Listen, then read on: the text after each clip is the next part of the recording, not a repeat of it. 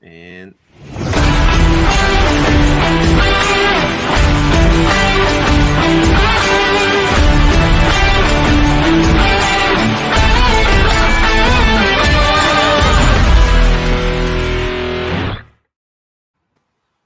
boom, rock and roll, baby. And we are live. Donnie, how you doing today? Everybody welcome to Hop on Calls. Everybody welcome Donnie.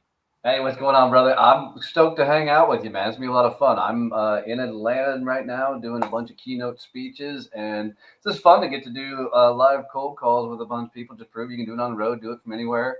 I'm usually in my studio doing all this, so this will be fun. I am excited for it.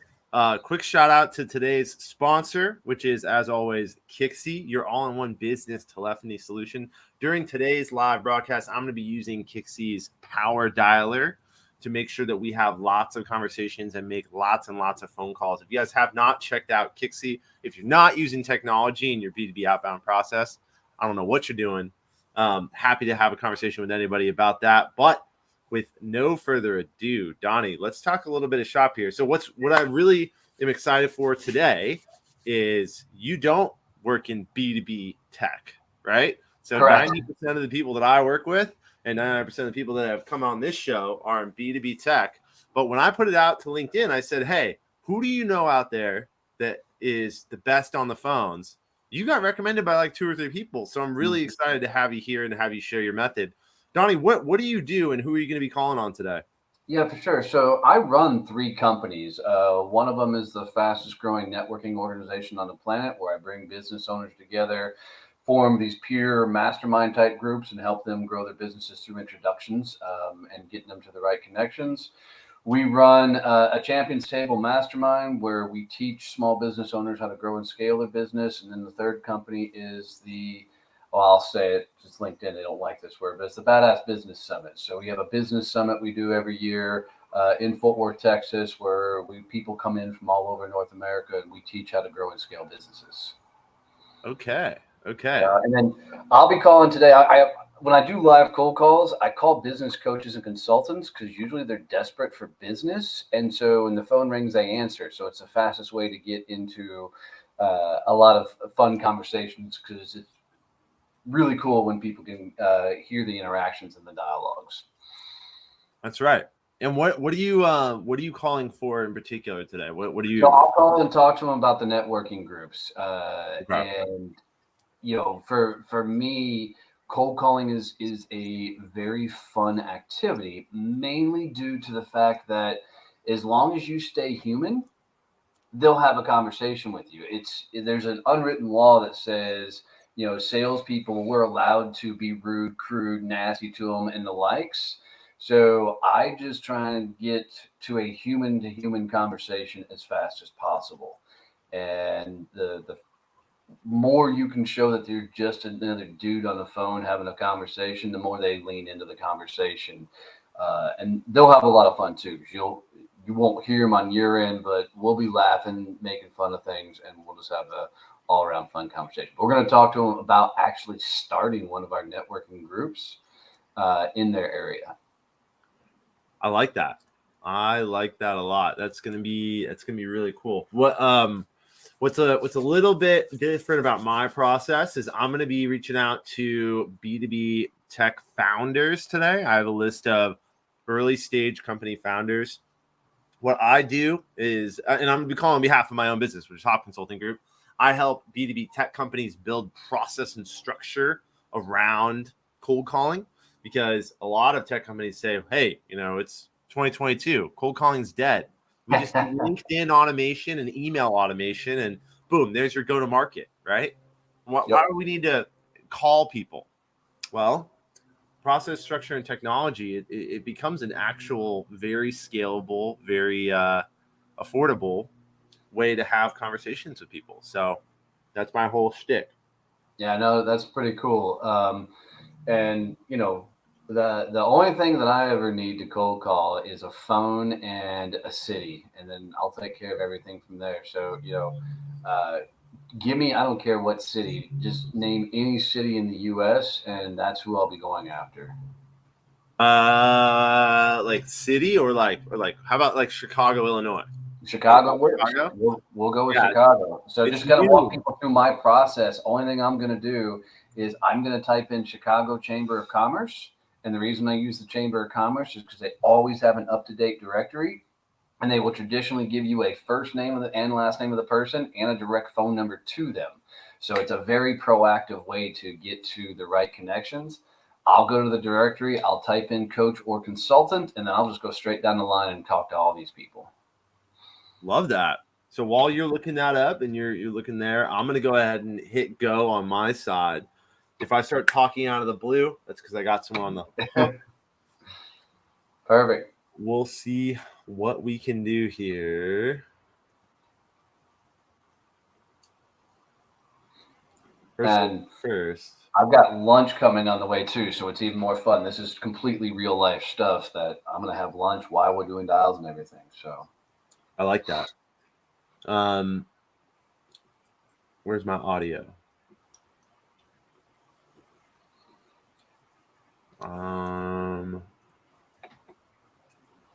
Save and dial next. I need to be able to hear this in my ear. Oh, here it is. Okay, sorry. Whoops. Technical difficulties. Technology. If it can go wrong, it will go wrong. That's right. If it can go wrong, it probably will at some point. So, I guess question for you: do you have a team that does calls, Donnie? No, I do. See, I'm just a firm believer, man, that I don't care what role you are in the company. You're a salesman first, right?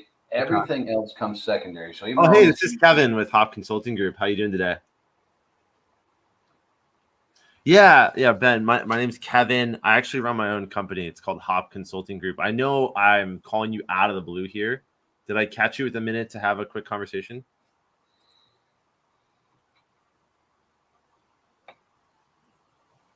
Right on. I get that. If you were looking for something like that, you probably would have called me, huh?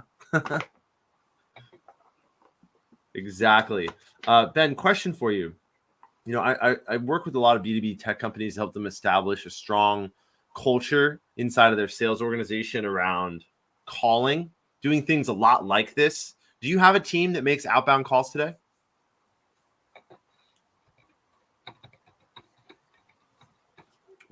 When you meant, all right. And he hung up on me. Interesting. So he started out with the good old fashioned, his name is Ben. He was the CEO. He started out with the good old fashioned, if you're selling anything, we're good. Yeah, I love that. If you're selling anything, we're good. People are so funny that that's not available to everybody. They don't know most times what they're passing up. Yeah, he was not interested in hearing about literally anything that I could have offered, which is, it's a really challenging thing to overcome, and I'll be honest, because anytime someone identifies you're a salesperson and basically tells you right away that they're not open-minded in any way, shape, or form to hear what you have to say, it's going to be like one in probably 100 that you're going to turn that around to being a positive conversation, because they've already just decided in your head, salesperson, I'm not talking to you. Right. So, I find for me that when somebody says they're not interested in anything, and like this blanket statement, that my response is all the time, I'm like, good, because I won't do business with anybody that I don't understand their business properly. So let's agree that I'm not selling anything, you're not buying anything. Can we still have a conversation about what my company does? And if you're not interested, go ahead and tell me. And what I've just found over the years is the more that you are bluntly honest up front, not rude, but bluntly honest, they will often lean in. Yeah. I got Ben to listen to my pitch a little bit there, and then he just ended it with he hit me with well, we're all set. Thanks for the call, and hung up before I could say a word edgewise. So, shoot, it happens, right? And that's part of the struggle sometimes. But are you ringing? Let's go. Yeah, it's Donnie Boivin. My name, company, ring a bell at all? That's okay. That's okay. I wasn't really sure. I thought it would. So that makes this a cold call. Is it okay if I tell you why I'm calling, or do you want to go ahead and hang up the phone? Okay, that's all right. I can tell you what it. Cool. So I'm the CEO of Success Champion Networking. We run the world's fastest growing networking organization on the planet. Is networking anything you're doing currently involved in, something you wish you could do more of or find better avenues of? You love networking. Okay. Okay. What kind of networking are you currently doing? And that's working for you? You want it to be better. What's not working? Not getting enough business, enough leads, business. And if it was a perfect world, what would be perfect for you in networking?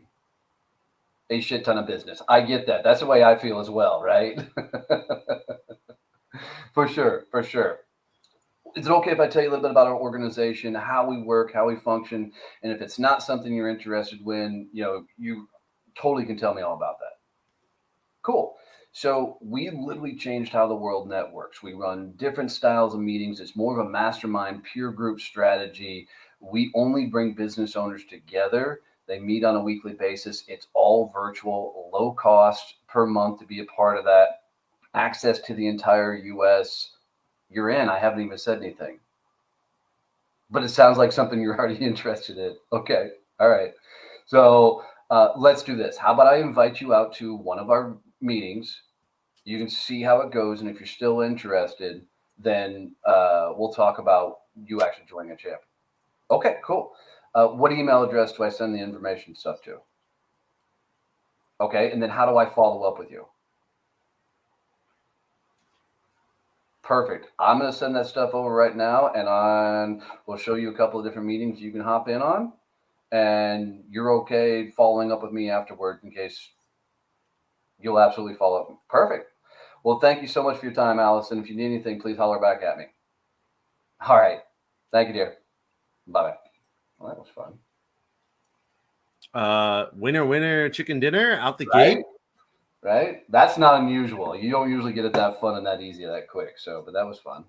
So what do we call that? Was that a meeting set, or was that like a Yeah, no, that's a meeting set. So we will freaking get her into. We've got a new chapter actually starting in Chicago. So I'll get her hooked up with Jeff, who's the president of that chapter, and make sure she's all locked and loaded. She's already in. She was looking for new networking, so that worked really well for me. Look, Love that. Look, you can't find the people that are looking unless you go ask them if they're looking. Yeah, for sure. I mean, that's a rarity that somebody is proactively looking for, whatever you got. Yeah. There's a concept that I'm sure you've seen before that I talked to a lot of B2B companies about, right? And it's the Chet Holmes, the sales trainer. He built the buyer's pyramid, right? Yeah, his wife Amanda is running it all now. I do believe so. Yeah, he passed from cancer. But the buyer's pyramid talks about how in any like B2B market, really only about 1 to 3% have the business problems and are looking for solutions for them right now. So a really good way to get this is any sort of outbound. And the fact of the matter is you can use email, you can use LinkedIn, you can use phone. And if someone's like looking like, hey, I sell phone systems and your phone is broken, yeah, okay, I'm looking for a phone system. Boing, right? Yep. She's looking for networking. That's an initiative for her. The best way to grab that is outbound. You can also really good marketing is going to dip.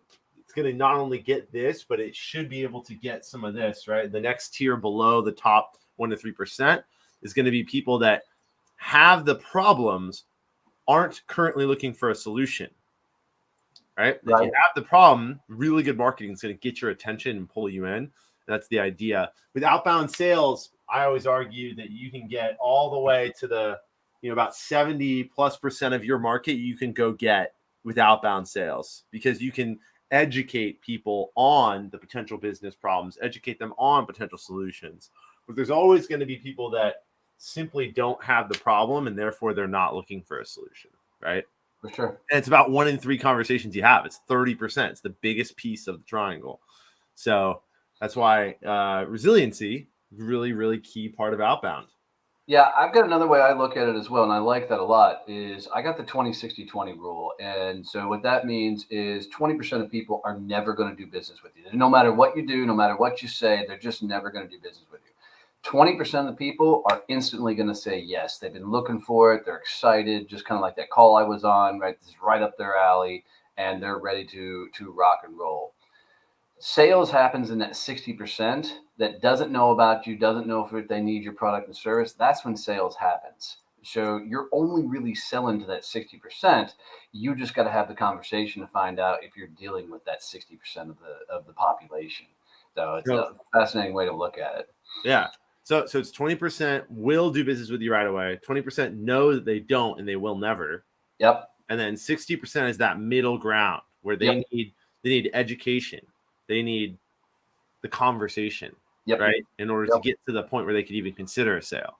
Yep. So if you break it down in thirds, it's that kind of that 60% that, they're the ones that they may not have even heard of your product and service.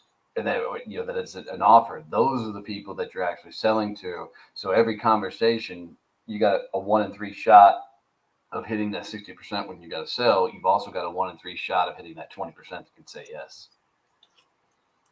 Makes a lot of sense. And I think, like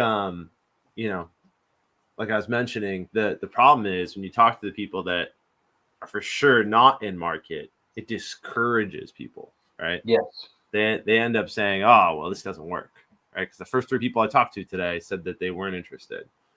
I got to find something new. I got to do something different here. When it is a bit of a numbers game. If you had to choose, Donnie, I'm curious your take on this. Hello, is this Alex? Oh shoot, never mind. If you had to choose, would you say that sales is a numbers game, or sales is not a numbers game? If I asked you to put your hat in one ring. I think prospecting is a sales game. I think sales itself is not. And here's the difference. Prospecting, it's going to be volume, right? It's a lot of calls, a lot of interactions, and a lot of things. I think sales is actually the most boring profession on the planet, or it should be. And here's why. Every sales conversation should basically be the same damn conversation over and over again, because I don't care what you sell. People only have like 5 to 8 problems that, your product or service can freaking solve. And once you have enough of the sales conversations, you should know the ebb and flow of that meeting, all the way through it. And so you should never find yourself in a situation where you don't know the next move or the next statement or the next question to ask, because you found yourself in that situation a billion times before. And what most salespeople won't do is they won't get themselves into enough conversations to learn that sales flow, that sales conversation. So they get caught on a regular basis dumping or verbally puking all over people because they're nervous, and they finally are sitting in front of somebody, and because their pipeline sucks. Yep. That every conversation matters, and so everything that comes off as desperation. So prospecting is a numbers game, sales is not. I like that. Here's one for everybody here. And this says selling does not equal telling. And this is a really common misconception that salespeople have, is like, my job as a salespeople is to inform people about our solutions. No, it's not. No, it's not. That's what the website's for. That's what the white papers are for. That's what marketing's for. Tell the world, hey. Right? I've got this. Cool. Now, salespeople, here's another hot take. I'm going to make sure I'm in the dial queue here. I paused while you were making your point.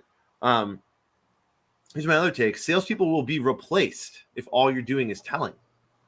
If that's your purpose, to show up and say, hey, here's what I have to offer. What do you want? Then salespeople should be replaced. If that's your sales job and you find yourself just telling people what you do all day, you're doing it wrong.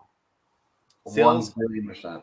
The dynamic nature of sales is the ability to have a consultative conversation uncovering business challenges and aligning it to valuable solutions.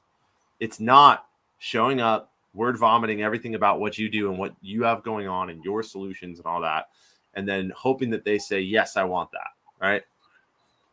Yeah, I like that. I would tell most people that if they would look at everything as a lifelong value, lifetime value, lifelong relationships versus a transaction of getting the deal done, they will have a lot greater conversations and find themselves into a lot better clients and clientele. But unfortunately, I find a lot of the larger companies, because they're pushing quotas so heavy and they're putting so much pressure on their salespeople, they're forcing them into transactions versus building lifelong relationships.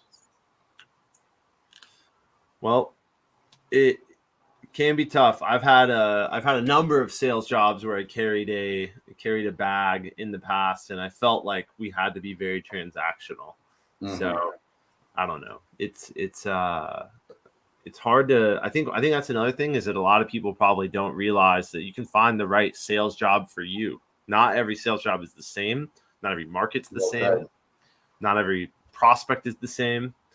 Trying to figure out what naturally fits your kind of way about going about it is important. Do you want to make another call or two here? Yeah, I'm getting ready to dial 2 more. I'm locked up, so we'll see if we can get somebody on the phone. Love it. I got ringing in my ear. By the way, everybody who's watching live, you can tune in to the podcast to hear both sides of today's audio. We bleep all the personal information so that you can hear what's going on. Much better exposure and learning. Voicemail. Hold on 1 second. Yeah. Hey, yeah, this is Donnie Boivin, 817-709-3886. Give me a shout. Thanks.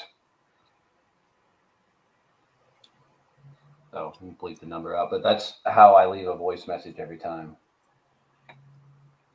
Interesting. Real short, to the point. Put your cell phone number, but they don't know. They never met you, right? Yeah. But they got And the reason I do it, the only point of a voicemail is to get a call back, right? What most people do is they start going, well, this is Bob with XYZ company. I'm calling about blah, blah, blah, blah, blah, blah, right? You just made yourself a freaking salesperson. They're going to hang up. So for me, I get about 1 out of 7, maybe 1 out of 10. Well, people will call me back on that voicemail because there's no information. There's no way to screen me out other than I have a text to set number versus, a Chicago number. Huh. Yeah, that's interesting. You're gonna get some callbacks on that. Yep. And then when they call back, you play dumb just a second, and it sounds like, so if they were to call back right now, it'd be really like, hey, this is Donnie, and they would say, this is so and so. You left me a voice message. I'm like, remind me, what company are you with? And they're like, XYZ. I'm like, oh, yeah, I'm sorry. Hey, I was cold calling earlier when I got your voice message. Is it okay if I tell you why I was calling, or do you want to go ahead and hang up? And they'll laugh at me a lot of times. And I've just found over the years, the more you admit that it's a cold call, you give them permission to decide if you want to move forward because it's just brutally honest. I like that a lot. In that transition, I find a lot of reps, like entry-level reps, the ones that I mostly train and work with, SDRs, like they struggle with that little transition around being able to reframe the conversation. Because when someone calls back, a lot of times they're kind of skeptical. They're like, yep. What is this about? Charles on the phone.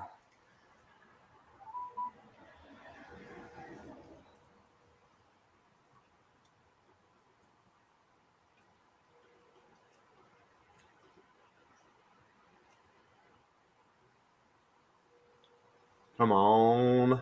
Yeah. We got things rolling over here. It's always the worst thing. Oh, that one. That was weird. I don't know. It's always the worst thing about dialing is the in-between times.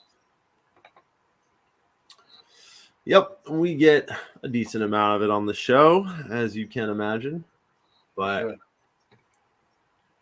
I love that you turned this into a podcast. I didn't do that. I just do live dials usually Friday mornings at 8 Central, and I don't even make it an event. I just tell people I'll go live, and I've had 20, 30 people watching the live dials, and I always tell them, I'm like, ask me questions, Sure. put comments in there, and I'm happy to help, and you'll get some good questions, and they always have fun. I'm like, give me a city, and that's the city I'll call, and it's been fun. It's been fun. Love that. We that I think that same request goes out to anyone watching right now. I think we have 20 or 30 people here live. If you guys have questions, comments, anything for Donnie or I, go ahead and leave it in the comment section. We're a little quiet today. Q4 in general, do you find, Donnie, that it's harder, that people are less likely to pick up the phone and do outbound activity? I always look at it this way. It depends on who I'm calling. If I'm calling a employee, yes, because they're already starting to check out. If I'm calling a business owner, no, because they're easier to get to because nobody else thinks they're going to be at their desk. So I'm calling them. So it just depends on where you're calling in the hierarchy. Huh. I guess it does make a lot of sense.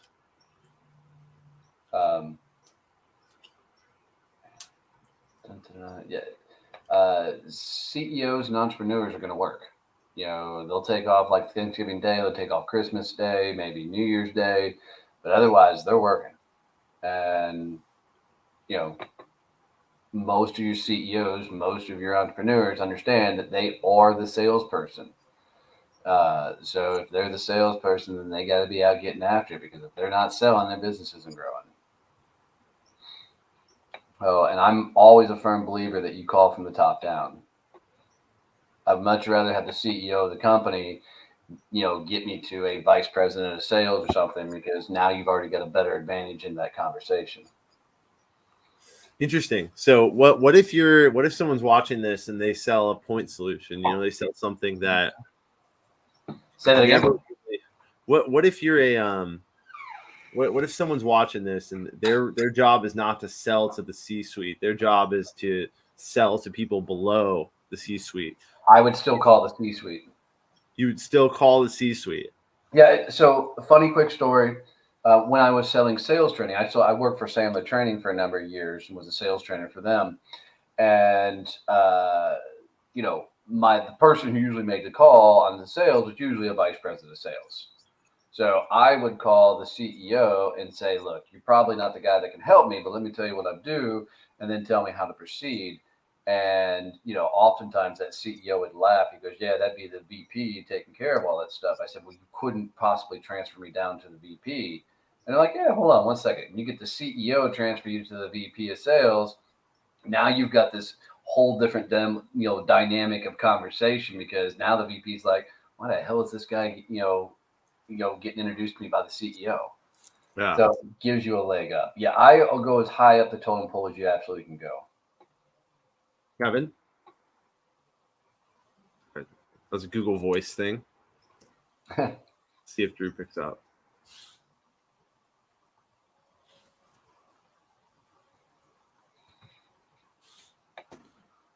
Come on. What?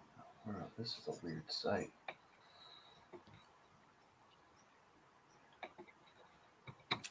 Got any more numbers in Chicago? Yeah, I'm pulling up a couple now. Oops. Right on.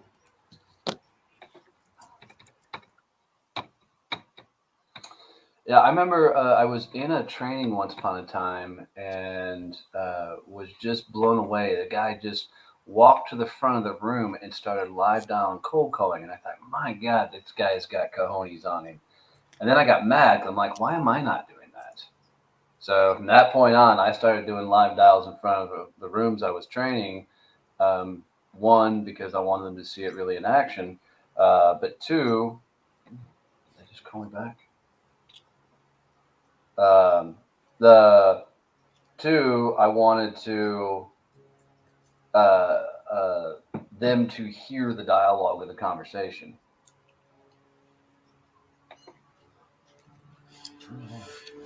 Yeah, I think with all the live dialing I've done, I mean, we've done this show for about 3 months now, and got another 3 months for sure that I'm doing it, and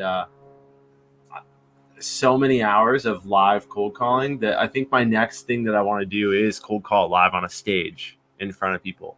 Like, how do I get onto stage at like Dreamforce or SaaStr or one of the big tech conferences and just be like, all right, let's rip, like ready, set, go. One of the things that you could do, this is how I used to do it when I was doing sales training, is I would call up companies and say, hey, I'm not selling anything, but I'm betting your team struggles with cold calls. Would you be interested if I came in on my dime, do a free cold call workshop? I'll do live dials in front of your sales team. And the only thing I ask at the end of that is we sit down and talk about ongoing training from there. And oftentimes they say, you'll do live cold calls in front of my salespeople. I'm like, absolutely. Because I want to see that. Just come do that. And that's my way to get into a lot of companies that way. Then you're just going, and now you're training and prospecting all at the same time. It became a lot of fun. Wild. So do you teach outbound process in part of your like workshops? Is that why you cold call live? I do. I teach a lot of sales and stuff, but it's overall my biggest focus now is business growth as a whole, right? So I'm not just focusing on the sales portion of it. Yeah. We're also talking about business process systems, and I typically get the smaller business owners, and come on, give me a directory. I'm bouncing around several other chambers trying to find some more people to talk to. Some of these sites are horrible. Oh yeah, Chamber of Commerce But sites. I get so I'm in Atlanta right now, and I've got 4 different speaking engagements between yesterday and tomorrow. The one tonight will be a couple hundred people. Wednesday will be in front of 400. That will primarily be a sales focus, conversations. But we have a lot of CEOs of very large companies coming in, especially tomorrow night.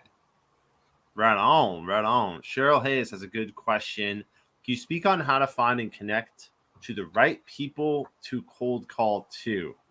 I think my first reaction there is it depends, right? It really depends. We can't tell you specifically for your company and your situation exactly who you should be reaching out to, but there are sort of 2 ways to look at it, right? So Donnie, you advocate for something that I actually tend to not advocate for, which is calling the C-suite about things that the C-suite doesn't deal with. But I like that. That's one way of doing it, right? The way that I advocate for cold calling is cold call the people that are going to be affected most by whatever you're calling, because they're the people that are probably going to have the most thoughtful conversations with you about it. But calling the C-suite and getting past to them, that's a really good way to guarantee you're going to have that conversation, right? Because to your point, if you call the CEO and he passes you to the VP of sales, the VP of sales is taking that call. They are going to take the call, period. Yep. That's happening. Yeah, and I like all that.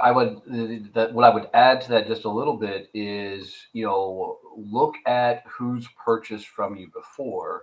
Yep. And that should be your key target you go after. And I think oftentimes people aren't looking, specifically at the titles and things of the people they're talking to. And, LinkedIn's a beautiful platform because almost everybody that's in corporate America is on LinkedIn some form or fashion. And some of them even go so far as put their cell phone right on LinkedIn. So it gives you a really easy number to call. So I would, figure out the title, industry that I'm going after, then I'd make a list. Because I think the number one thing that screws people from cold calling is they don't have a clean list, right? So, right. And if you don't have a list, you're going to do what I'm doing right now, is finding people to call, and it takes up time where you should be just dialing, and getting after it. So figure out the industry, figure out the title, go to LinkedIn and just make a massive list of people to call and then get after it. That's right. There also are a number of databases that exist to make this easier. The Zoom Infos, the Lucias, the Lead IQs, there's lead database providers everywhere. They are all, and I will tell you guys this in lots of experience. They're all 70% accurate. 70% accurate. Okay, all of them. I have not seen one database that can nail it, and everyone will tell you that they nail it. But just know that before you make the investment. Know that you're going to get about 30% inaccuracy. Some databases, it's more. Some customer profiles, it's more. It's just trying to find the one that works best in your industry. Absolutely. So like a couple that I'm calling now, I don't have a name of even the contact, so I'll show how I try and get through that too.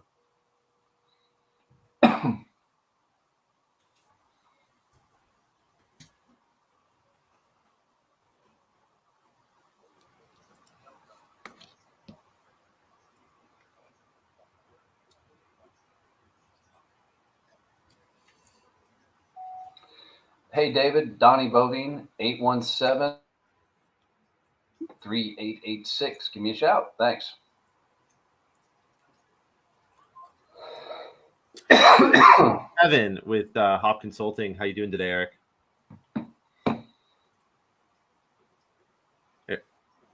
Yeah, Eric, can you hear me? Hi, Eric. This is Kevin. I run my own company called Hopp Consulting Group. I know I'm a bit of a interruption here. Did I catch you with a minute to have a conversation? Sure thing.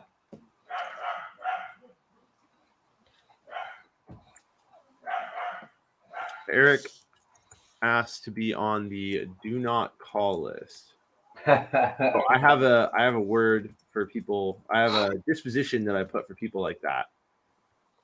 It's called not a phone lead. Not everybody's going to take a outbound cold call, and the people that don't even won't do any pleasantries at all, none of the hi, how you doing today, like as soon as I got out the basic permission based thing, he said put me on the do not call list. All right, bye. So something you can try that I love doing is saying, instead of saying is this a good time to call, change that to did I catch you at a bad time? Mm-hmm. And that little psychological change, nobody ever wants to tell you it's a bad time. Right? So it's a cool little pattern interrupt. I like that idea. I've had some people on this show that don't believe in permission-based openers at all. They just kind of believe in as soon as the call connects, get right to the point. And I've switched. Problem with that thought process for me is everybody in the world loves buying things. We hate to be sold to. And often, if we feel like we're being sold to, we're out. And so I've just been of the more permission-based, because for me, if I'm not willing to have a cocktail with the client, because I'm going to be engaged with them for a long damn time with our solutions. And if I wouldn't have a cocktail with them, then I don't want them as a client because they're going to be a pain in the ass. So I'm just a firm believer in let's get a relationship going, because I want to keep you for as long as possible. I want lifetime value versus a transaction. For sure. So the permission-based openers for me, the easiest way to explain that to reps that I train, because I train sales development teams, I help build sales development teams. Outbound cold calling is done on our time, right? Right when I want to have a conversation, I'm calling you.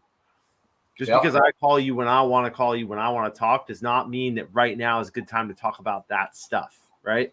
People answer the phone. This is something I talk about all the time on this show. People answer the phone when they are genuinely busy and they don't have time to talk because of this insatiable human curiosity that 99% of people have, which is, oh, the phone's ringing, I'm going to answer it, right? Yes. And a lot of this actually comes from your parents. Your parents teach you from a young age, answer the phone when it's ringing. You do that. Some parents teach their kids never answer the phone to a salesperson, and that person is not someone you should be calling, right? And you can call them again and again and again. They probably won't pick up your phone call because it's a number they don't recognize. Yep. Yeah, I like that a lot. And I'm a huge fan of pattern interrupts. And I'll explain that in 2 seconds. Yep. I'm ringing on my side too.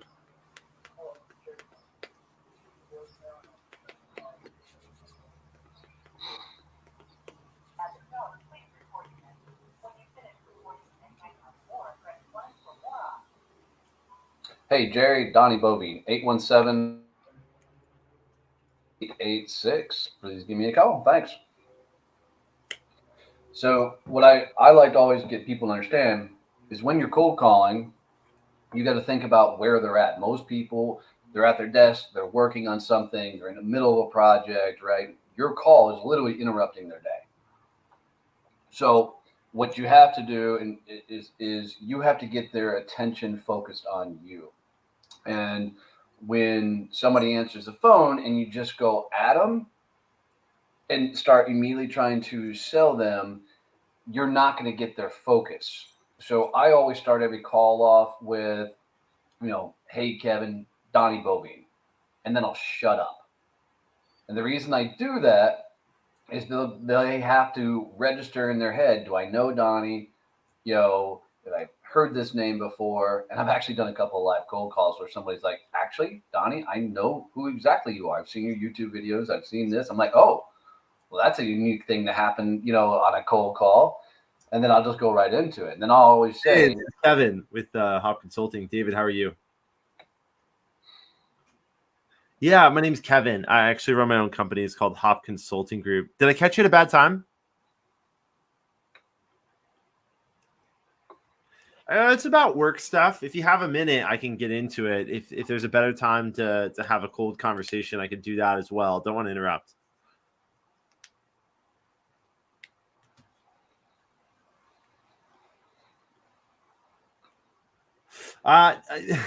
Good question, David. Not selling anything today. Was hoping to have a cool conversation with you. The reason being, I work with B2B tech companies to help them establish a strong calling culture, actually doing things just like this inside of their organizations. Do you have a team that's doing outbound calling today?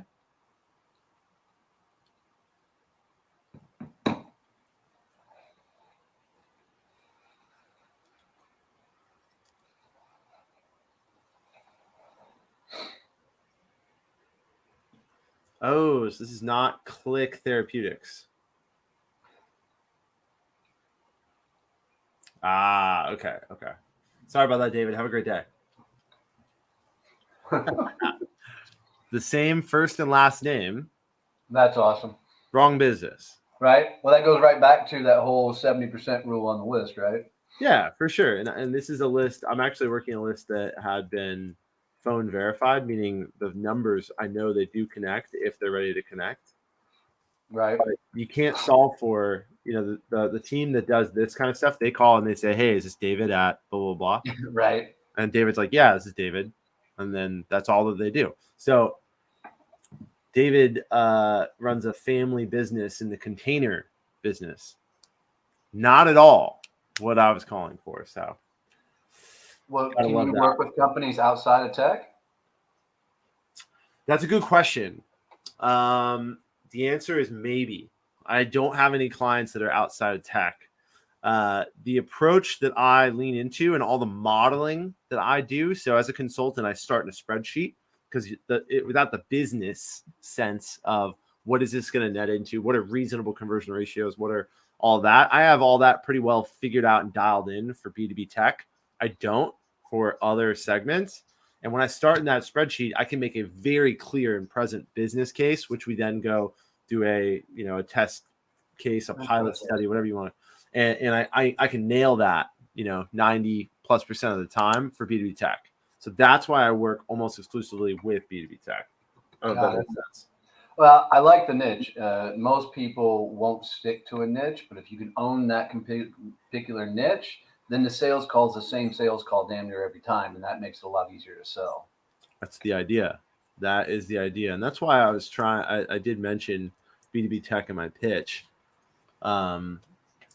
It's always interesting, right? When people say that they are busy and then you try to make sure that they can talk and they say, what is this about? And then I say work stuff. The work stuff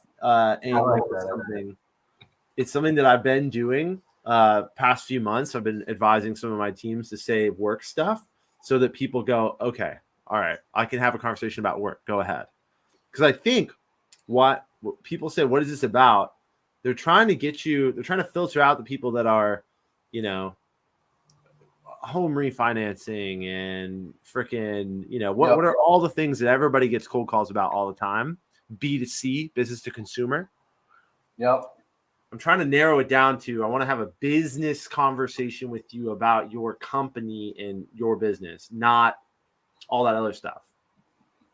But No, I like the work stuff. It's vague enough but specific enough that they're like, all right, so you're filtering the conversation, which I think is pretty smart. That's right. Because what I have heard a lot is when people say, "What is this about?" An SDR will then, a rep will then vomit their pitch. Yep. Well, I helped, and then what comes at the end of that? We're good. Yeah. No, thank you. 9 times out of 10, we get hit with that.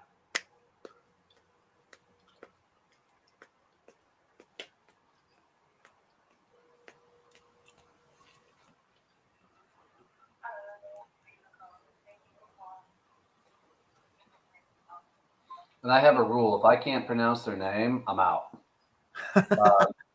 Because I just don't want to butcher it on like a voicemail or something. Yeah. And if I look at it and I just can't pronounce their name in the database, I'm out. Hey, this is Kevin with Hopp Consulting. Rashad, how are you? Yeah, my name's Kevin. I run my own company, Hopp Consulting Group. I can hear a lot of background noise. Are you in a place where you can have a convert? Okay, yeah, I'll reach out another day.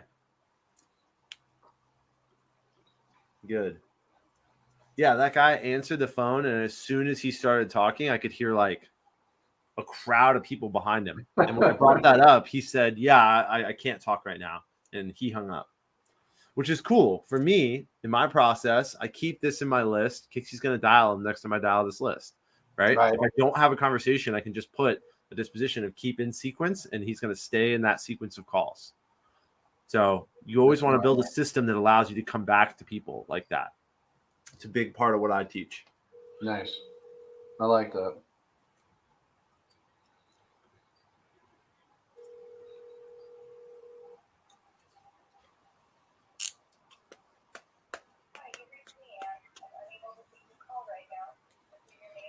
So you're getting the cell phone number off the website, right? Mm-hmm. Yep.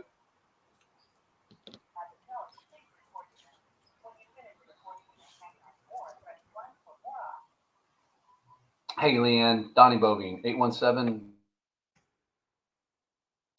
Thank you much. Yeah, that's a cool thing. And that's why I call these the coaches and consultants, especially when I'm doing, live, because you go to the chamber and they're going to give you the members' actual contact information. So one way people could do that if they're doing tech calls and things is most companies are going to be a part of a chamber. Whoever the rep is likely going to be the business development or sales rep. Call them up and say, hey, I'm looking at the chamber website right now. See, you're the contact in the company. Not sure who I should be talking to in your company. Is it okay to tell you why I'm calling? And maybe you can tell me who I need to talk to. Then they'll tell you who you should be talking to. And then you get them to transfer you into where you want to go. And now you've got another unique way into the conversation. Makes a lot of sense. Makes a lot of sense.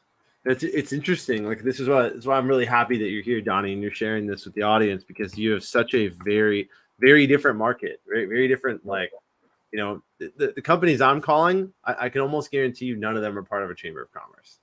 Tech startups rarely do that unless they've been around for a while and they start to do community involvement. Then they get involved in the chamber of commerce. But well, I would tell you with the tech startups, man, there's going to be an incubator in the area that they're likely to be a part of. Get that directory. Same idea.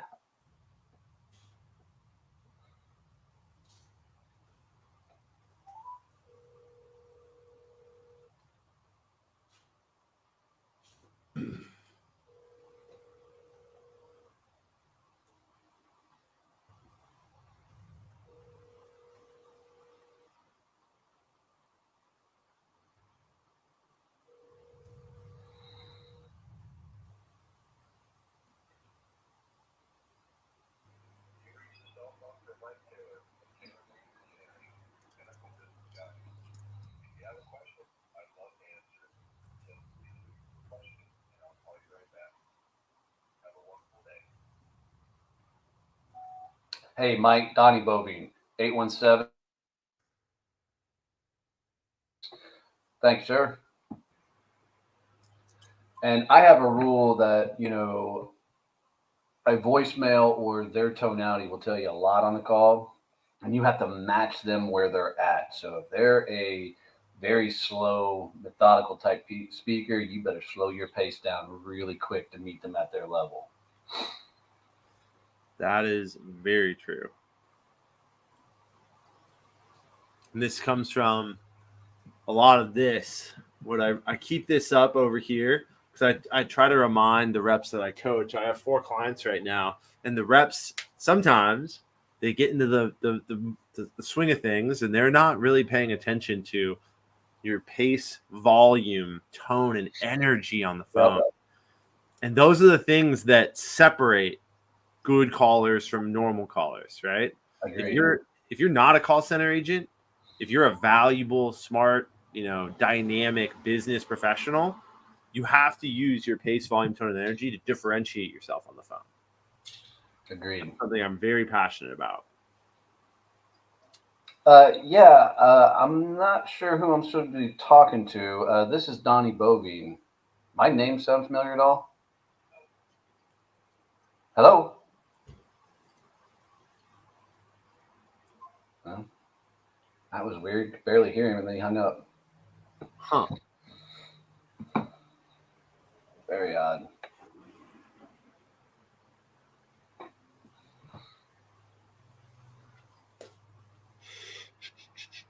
Let's try to get a few more. Yeah, I love telling the story. The way I learned to cold call was with a bottle of Captain Morgan. I was so scared to pick up the phone and dials back when I was selling commercial printing that I just couldn't do it. That phone looked like it weighed 10 billion pounds, and I just was so intimidated by it that I ran to the liquor store, bought a bottle of Captain Morgan, and started doing shots until I got enough liquid courage to pick up the phone and start dialing. I knew I had to do it. I just couldn't get out of my damn head to freaking call. I don't recommend that, by the way, but that's the real way of how I learned how to freaking get on the damn phone. Look, whatever it takes. I definitely had some times when I was an SDR where we would go to lunch and have 2 beers at lunch to come back and make it so you're just, Yep. All right, I can do this. But like anything else, like walking on a tightrope, the more you do it, less you're like my heart rate right now is 78 beats per minute. It is not rising, and I'm cold calling live on LinkedIn. Jason's a fan of the approach.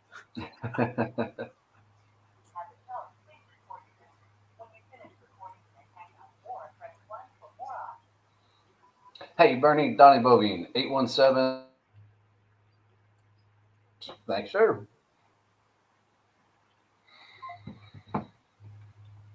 Might be part of the time of day, too. A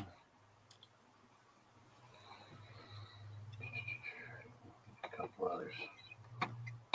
And if anybody's watching, if you guys want to throw out a city, feel free to throw out a city, and I'll pick a chamber of commerce in that Hey, city. David, Kevin here with Hopp Consulting Group. How you doing today? Oh, I'm sorry. Can you hear me a little bit better now? Oh, shoot. Sorry about that. Well, I hope it's a better connection here. Do you I was curious. Do you have a second and I can talk to you about business stuff? Yeah, my name's Kevin Hopp. We never met before. This is what some people might call a cold call. Did I catch you at a bad time? David?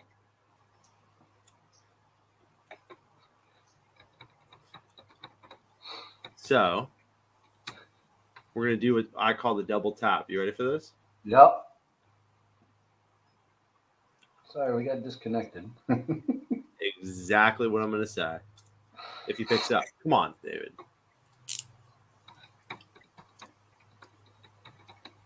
He hung up when I said cold call. I disconnected right after that. So I guess the answer is he is not open to a cold call.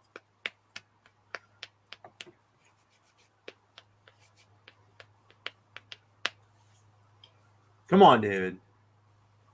Nope.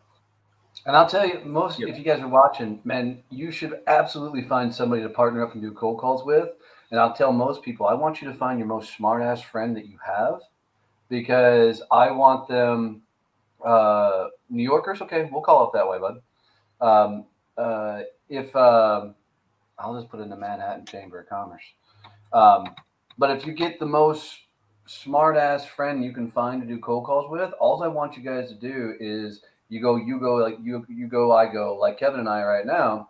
But I want you to be in a room where you can hear both sides of the conversation. If you really screw something up, I want your friend to bust your chops and go, "Oh my God, I can't believe you actually said that. That was the dumbest thing I ever heard." And go, "All right, don't worry, buddy. You're calling next. Go." And then I want you to make fun of them. But if you do something rock star, I want you to celebrate it. And now it becomes this kind of competition, fun, camaraderie thing that you can have a lot of fun with. But most people call solos. So they're sitting right here dialing, getting all up in their head. They're like worried nobody's answering the phone. Find a cold calling buddy. It just makes it easier. So interesting that you bring that up, Donnie. I actually advise a company that is solving that problem, and it's called Call Blitz.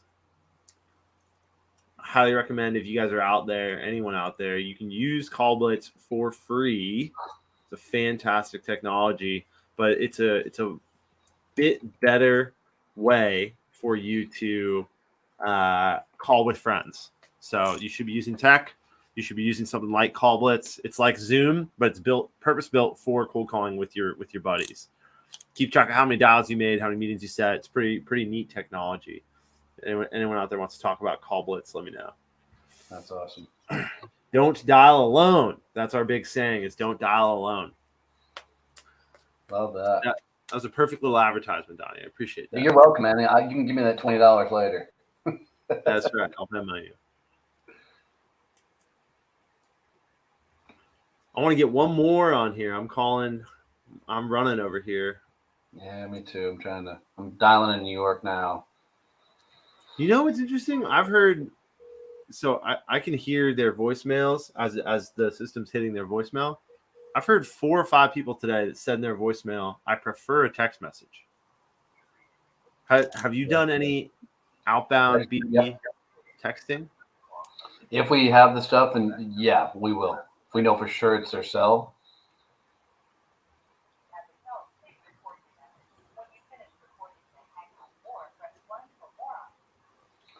Hey, Ethan, Donnie Boivin, 817.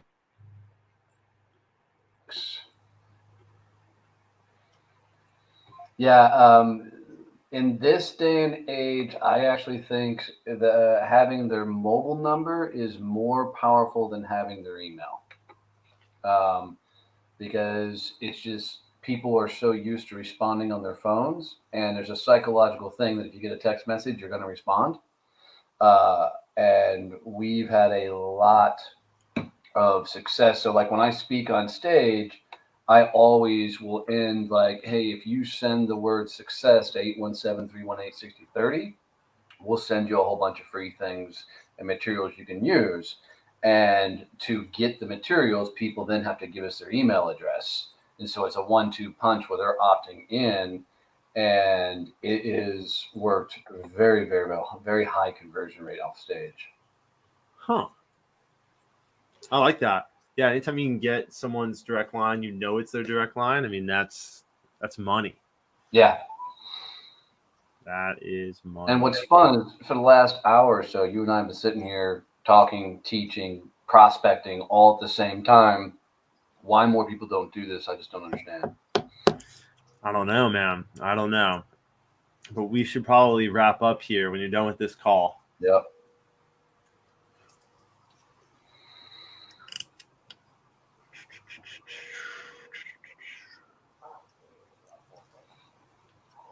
Another voicemail. Another voicemail.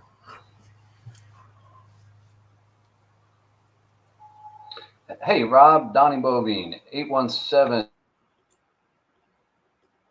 Give me a shout, bud. Oh. All right. Well, sometimes that's the day. That is the day. Yeah, it's been fun, Donnie. Thank you so much for coming on the show. I really do appreciate it. everybody out there, if you wanted to hear both sides of the conversation, tune in to Hop on Calls, the podcast. You can check them out. They're really short, sweet, educational episodes. As always, a thank you to our sponsor, Kixie, your all-in-one business telephony solution. By the way, Kixie does business texting. They do business calling. They do power calling. They do a lot of different things. Check out Kixie. Go to my profile for a link there. But Donnie, what's the best way for people to connect with you?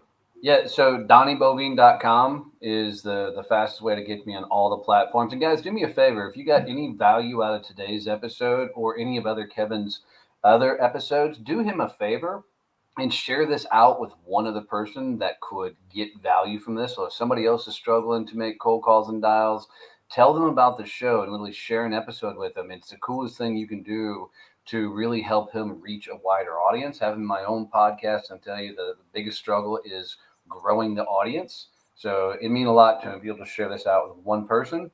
And then if you listen to this podcast on, Apple Podcasts, Google Podcasts, Spotify, leave him a review, because that review really, really goes a long way as far as him reaching a further audience. It'll help him out a lot. So thanks for having me on, brother. This was a lot of fun. I've never done this like this before with somebody else. So it was fun to hang out with you.